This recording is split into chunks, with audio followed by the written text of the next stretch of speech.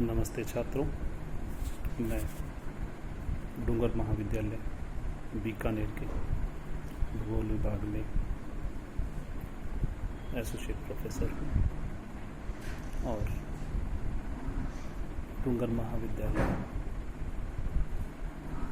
महाराजा गंगा सिंह विश्वविद्यालय बीकानेर के अंतर्गत आता है। अतः आज हम महाराजा गंगा सिंह विश्वविद्यालय के एमए फाइनल ज्योग्राफी के पेपर के बारे में चर्चा करेंगे। यह प्रश्न पत्र पर्यटन भूगोल यानी ज्योग्राफी ऑफ टूरिज्म है। इसके अंतर्गत आज का जो विषय चूज़ किया है वह सांस्कृतिक पर्यटन है यानी कल्चरल टूरिज्म। हम इसके बारे में जानेंगे कल्चरल टूरिज्म क्या है और कैसे ये कार्य करता है तथा इसका भविष्य क्या है। सर्वप्रथम हम यह देखते हैं कि सांस्कृतिक पर्यटन का एक लंबा इतिहास रहा है और ग्रैंड टूर में इसकी जड़ें यकीनन पर्यटन का मूल स्वरूप है। यह पर्यटन के उन रूपों में से एक है जो अधिकांश नीति निर्माता भविष्य के लिए दांव पर लगाते हैं। उदाहरण के लिए विश्व पर्यटन संगठन ने माना कि सांस्कृतिक पर्यटन में वैश्विक पर्यटन का 37% हिस्सा है और पूर्वानुमान है कि यह प्रतिवर्ष 15% की दर से बढ़ेगा। इस तरह के आंकड़े अक्सर सांस्कृतिक पर्यटन बाजार के अध्ययनों में उद्धृत किए जाते हैं, लेकिन शायद ही कभी अनुभवजन्य अनुसंधान के साथ बैकअप लिया जाता है। यूरोपीय लोगों की सांस्कृतिक खपत की आदतों के एक हालिया अध्ययन ने संकेत दिया कि लोग विदेशों में संग्रहालयों और दीर्घाओं का दौरा करते हैं जैसा कि वे अपने देश या घर पर करते हैं।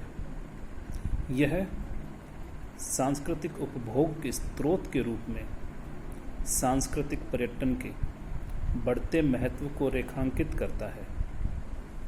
छुट्टी पर सांस्कृतिक खपत का सामान्यकरण हालांकि सांस्कृतिक पर्यटन को परिभाषित करने की मुख्य समस्याओं में से एक है। छुट्टी पर सांस्कृतिक यात्राओं, सांस्कृतिक पर्यटन और देश पर अवकाश के समय की जाने वाली सांस्कृतिक यात्राओं में क्या अंतर है। अंतर्राष्ट्रीय सांस्कृतिक पर्यटन बाजार पर association for leisure and tourism education द्वारा किए गए अधिकांश शोधों ने वास्तव में देश पर और छुट्टी पर संस्कृति की खपत के बीच उच्च स्तर की निरंतरता को रेखांकित किया है। इन समस्याओं के बावजूद दुनिया भर के नीति निर्माताओं, पर्यटन बोर्डों और सांस्कृतिक आकर्षण प्रबंधकों ने पर्यटन विकास को पर्यटन के विकास के एक महत्वपूर्ण संभावित स्रोत के रूप में देखना जारी रखा है। एक सामान्य धारणा है कि सांस्कृतिक पर्यटन अच्छा पर्यटन है जो उच्च खर्च करने वाले आगंतुकों को आकर्षित करता है और अर्थव्यवस्था या संस्कृति के समर्थन में एक बड़ा योगदान देते हुए पर्यावरण या स्थानीय संस्कृति को बहुत कम नुकसान पहुंचाता है। अन्य टीकाकारों ने हालांकि सुझाव दिया है कि सांस्कृतिक पर्यटन अच्छे से अधिक नुकसान पहुंचा सकता है, जिससे सांस्कृतिक पर्यटक बड़े पैमाने पर पर्यटक के अग्रिम गार्ड के रूप में संवेदनशील सांस्कृतिक वातावरण में प्रवेश कर सकता है। यह आकलन करना मुश्किल है कि सांस्कृतिक पर्यटन के लिए एक आशावादी या निराशावादी दृष्टिकोण सही है, केवल इसलिए कि हम इसके बारे में उल्लेखनीय रूप से कम जानते हैं। सांस्कृतिक पर्यटक कौन हैं? उनकी प्रेरणाएं क्या हैं? वह कहाँ जा रहे हैं? इन आवश्यक सवालों का जवाब देना अभी भी बहुत मुश्किल है, जो बताता है कि बाजार अभी भी बहुत अच्छी तरह से समझा नहीं गया है। सांस्कृतिक पर्यटन बाजार पर जानकारी की कमी के प्रमुख कारणों में से एक तथ्य यह है कि सांस्कृतिक पर्यटन की एक सुसंगत परिभाषा मौजूद नहीं है। अलग अलग अध्ययन अलग अलग परिभाषाएं अपनाते हैं, जिससे उनकी तुलना करना मुश्किल हो जाता है। सांस्कृतिक पर्यटन की परिभाषा की चर्चाएं अकादमिक लग सकती हैं, लेकिन परिभाषा का प्रश्न महत्वपूर्ण हो सकता है।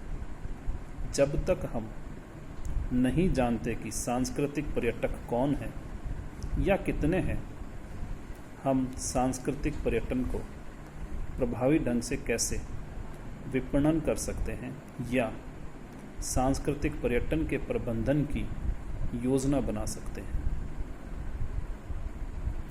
सांस्कृतिक पर्यटन हाल के दशकों में बढ़ा है, क्योंकि जिस तरह से सांस्कृतिक पर्यटन विकसित हुआ है, उसने यकीनन परिभाषा के रंग को रंग दिया है। सांस्कृतिक पर्यटन की वृद्धि के कारण सांस्कृतिक पर्यटन के विकास के बारे में चर्चा अत्यधिक सैद्धांतिक से लेकर अत्यंत व्यावहारिक दृष्टिकोणों तक हुई है। पहले मैं सबसे महत्वपूर्ण सैद्धांतिक मुद्दों में से एक को रेखांकित करना चाहता हूँ, अर्थात आधुनिक समाजों में सांस्कृतिक और पर्यटन का विकास।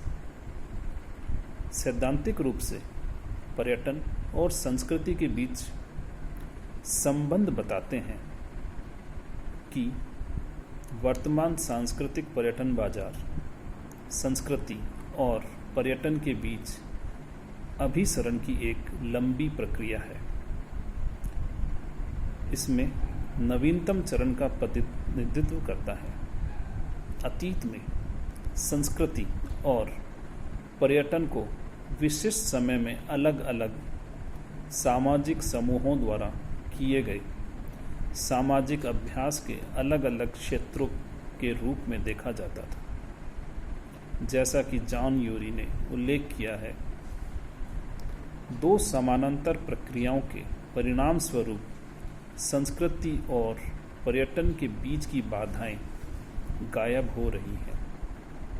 इसमें समाज की खेती हर दिन जीवन में विशिष्ट सामाजिक और सांस्कृतिक क्षेत्रों की भिन्नता की विशेषता होती है, जो संकेतों की अर्थव्यवस्था के उद्भव के साथ उच्च और निम्न संस्कृति, कला और जीवन के अभिसरण के साथ होती है। वस्तुएं और लोग तेजी से मोबाइल बन गए हैं और पहले की संस्कृतियों के बीच की सीमाएं तेजी से समाप्त हो रही है। पर्यटक प्रथाओं के बाद पर्यटन ने अधिक से अधिक सांस्कृतिक सामग्री प्राप्त की है। सबसे स्पष्ट रूप से सांस्कृतिक पर्यटन के विकास के माध्यम से, लेकिन पर्यटन स्थलों के उत्पादन में संकेतों के बढ़ते महत्व के माध्यम से भी न केवल पर्यटक अपनी छुट्टियों के दौरान कई तरह के संकेतों का उपभोग करते हैं, बल्कि यात्रा से जुड़े संकेत तेजी से सांस्कृतिक उद्योगों द्वारा उत्पादित और प्रसारित किए जाते हैं। संकेत और प्रतीकों का उत्पादन और उपभोग स्पष्ट रूप से पर्यटन की खेती की इन दोनों प्रक्रियाओं का एक महत्वपूर्ण हिस्सा है। इसलिए हम यह तर्क देने में सक्षम हो जाते हैं कि पर्यटन ही एक संस्कृति या जीवन जीने का तरीका है जो शब्द के सबसे लगातार उपयोग को उद्धृत करता है। यदि पर्यटन सामाजिक जीवन के अन्य क्षेत्रों की तरह अधिक सांस्कृतिक हो रहा है और खुद संस्कृति का एक रूप बनता जा रहा है, तो क्या सांस्कृतिक पर्यटन के एक अलग रूप के बारे में बात करना अभी भी संभव है? एक तर्क हो सकता है कि सभी पर्यटन सांस्कृतिक है और वास्तव में बाद में प्रस्तुत की गई कुछ परिभाषाएं यह मामला है। यदि ऐसा है तो यह बहुत कम आश्चर्य है कि सांस्कृतिक पर्यटन विकसित हुआ है। हालांकि वास्तव में सांस्कृतिक आकर्षण करने वाले लोगों की संख्या में भी वृद्धि हुई है, जो समाज के बहुत व्यावहारिक परिणाम को दर्शाता है। यूरोपीय विरासत समूह के अनुसार संग्रहालयों, ऐतिहासिक स्मारकों और पुरातात्विक स्थलों की उपस्थिति 1977 और 1997 के बीच दोगुनी हो गई है। अन्य अनुमानों के संकेत मिलता है कि 1982 और 1995 के बीच यूरोप में संग्रहालयों और स्मारकों में उपस्थिति लगभग 25% बढ़ी है। सांस्कृतिक पर्यटन में इस वृद्धि को मांग पक्ष और आपूर्ति पक्ष दोनों कारकों के संदर्भ में समझाया जा सकता है। मांग के संदर्भ में सबसे महत्वपूर्ण तर्कों में से एक यह है कि समग्र रूप से समाज में संस्कृति में रुचि बढ़ रही है। यह स्पष्ट रूप से समाज की खेती के विचार से जुड़ा हुआ है। हालांकि हाल ही में नीदरलैंड में सांस्कृतिक पर्यटन पर शोध ने सुझाव दिया है कि पर्यटकों को विशेष रूप से कोई दिलचस्पी नहीं है। संस्कृति में वे अतीत थे।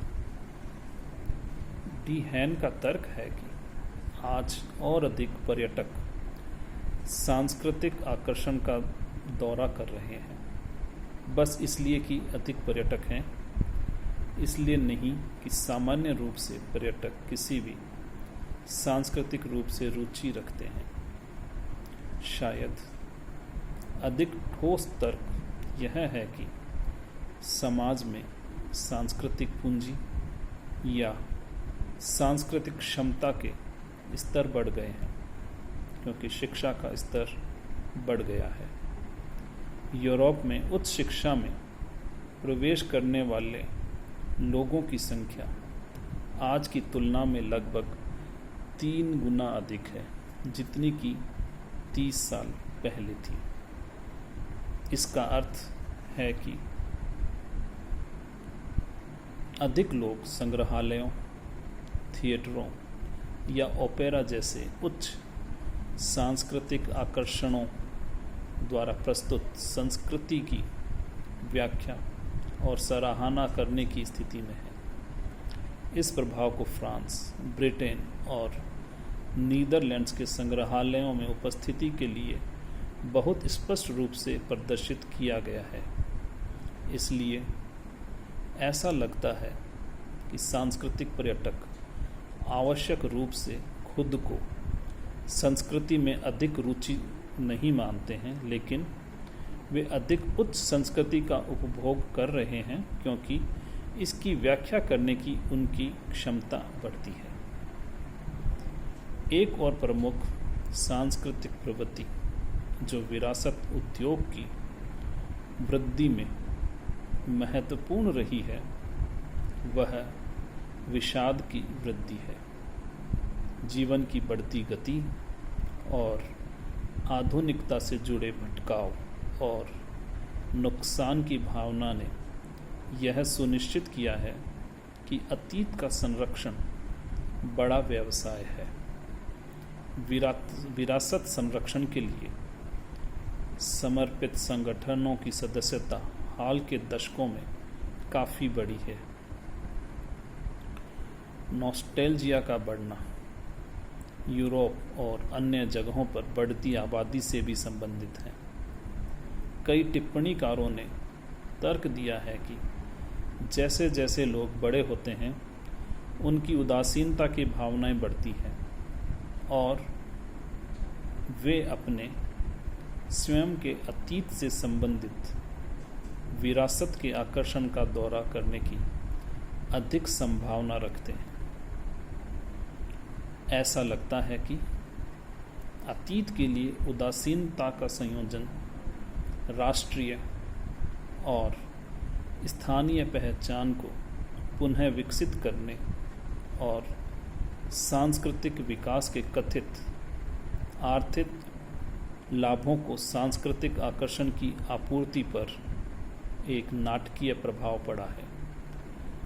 सांस्कृतिक पर्यटन विकास को बढ़ाने वाले मांग कारकों के अलावा कई महत्वपूर्ण ड्राइवर हैं जो सांस्कृतिक आकर्षण की आपूर्ति से संबंधित हैं। सामान्य रूप से पर्यटन और विशेष रूप से सांस्कृतिक पर्यटन को नौकरियों और आय के प्रमुख स्रोतों के रूप में देखा जाने लगा है। इसके अलावा सांस्कृतिक पर्यटन को व्यापक रूप से एक विकास बाजार के रूप में देखा जाता है और इसने कई क्षेत्रों और देशों को एक आर्थिक विकास उपकरण के रूप में सांस्कृतिक पर्यटन को बढ़ावा देने के लिए प्रेरित किया है।